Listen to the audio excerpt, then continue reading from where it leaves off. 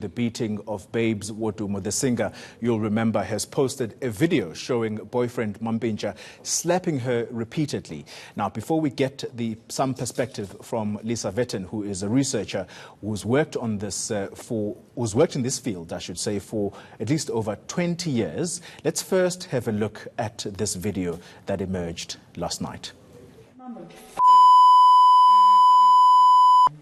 When?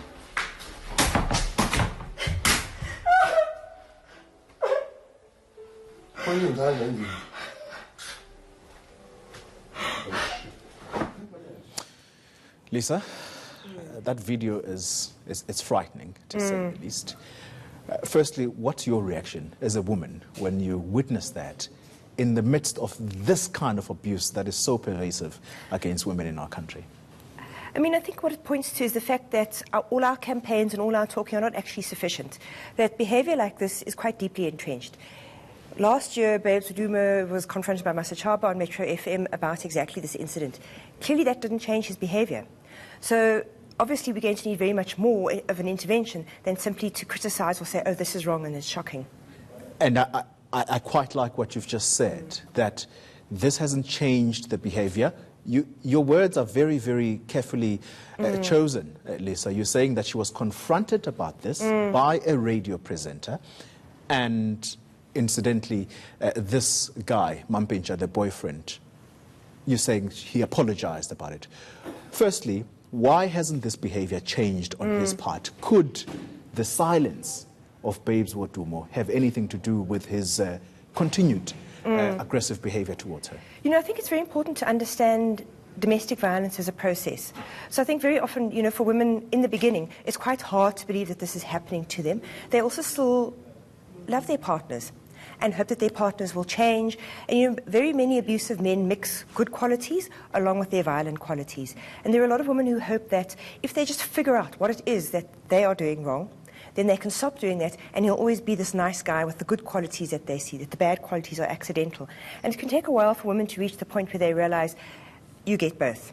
It's not one or the other. You're going to get both. And I think so only when women reach that point that they are in a position where they start thinking about laying charges or trying to think about separating. And so they'll try a lot of different things in order to try and change the relationship. And you'll find some men, especially if there's a cycle of violence going on in the relationship, if they realize they've overstepped the mark and this time she's really angry, there will be tears, there will be flowers, there will be chocolates, there will be presents, there will be lots and lots of apologies, and he will be Mr. Nice Guy. So that women start to think, okay, maybe I overreacted, maybe it's not quite a serious thought, let me give him another chance. And again, I think with that process going on like that, that's what keeps women hopeful that there will be change. This time around, it's as if she's taken a stand to say, exactly, you've gone this far, but no more. And I'm going to actually expose this very publicly. What drove her to do that? It seems like perhaps she may have, it would be difficult to without speaking to her, but it's possible she may have hoped that after the exposure last year it may have changed things, and clearly it didn't. So I think she's now reached that point where she's starting to realize something different needs to happen. She's calling for help. There may very well be that going on here. There is this notion, Lisa, and I was reading up on this, someone from Sonke Gender Justice, similar field as yours, who was saying that there is this notion that if you are a celebrity, it's not easy to come out and admit to abuse, particularly for female victims. Is this true?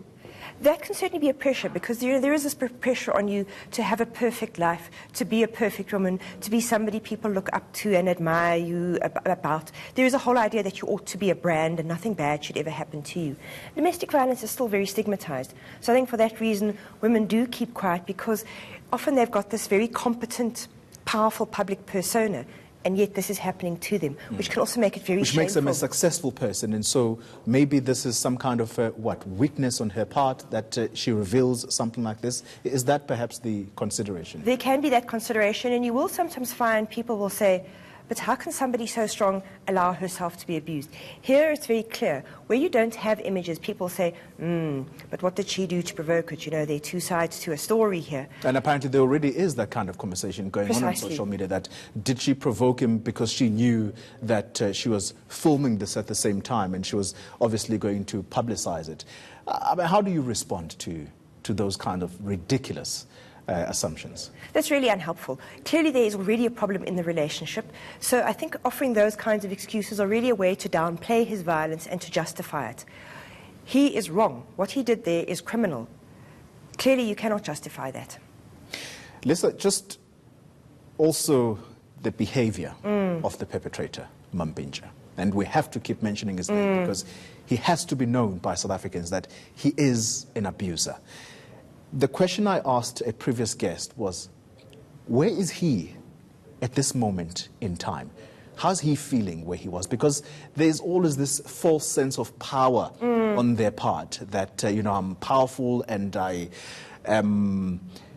I'm domineering in this relationship over this woman, and that's why she's not coming out to tell on me. How's he feeling at this stage after such a public exposure? I think the first few times it happens, men who use violence are often a little bit shocked and a bit disturbed by what they do. But the longer they continue to use violence, the less it disturbs them. The easier it is for them to justify and excuse it. Oh, well, she did this. Oh, she knows I'm under stress and she shouldn't push me. Well, she asked for it. So that they no longer question what they're doing. And if anything, they feel that they're the victims. She's the one pushing him. And she's the one who needs to change her behavior, and then this won't happen anymore. So my sense, because he looks like he's quite habituated to this, is that right now he's probably really, really angry with her and feeling really, really humiliated. I am not sure how much he is looking at himself and thinking, what did I do to bring this upon myself? It's quite possible he's getting angry with her. And that's always one of the risks with domestic violence, if you make it public, is you've got to do it in a way that's quite careful so you don't endanger the woman's safety. The more reason she should stay as far away from him as is possible. Here's the last question I'll have for you, Lisa. The EFF is calling for the South African public to effect a public arrest of this abuser, Mampintsha, take him to the nearest police station so that he can answer to his crime against women. Is that the right way to approach this? What will need to be very carefully considered is what she wants. Because she filmed this, she didn't, and I think one must bear in mind that she filmed this, she didn't actually go to the police and she hasn't obtained a protection order. So it's saying to me that she's still at the stage where she's hoping that maybe if this behavior is made public, it can force him into behaving better, that maybe he will go and seek counseling, or that people will intervene. One will have to see if she's at the point where she's ready to take criminal action against him. If she's not at that point, then one may lay charges, but one doesn't know to what extent she's going to testify. So there would need to be, I think, a lot of support to her to look at it, to help her think through what are her options, what is it that she wants to do in the relationship right now. Lisa Vetten, as always, thank you very much for coming through. Thanks indeed for your time. But she is a researcher in this field of women abuse, in this field for over 20 years at that.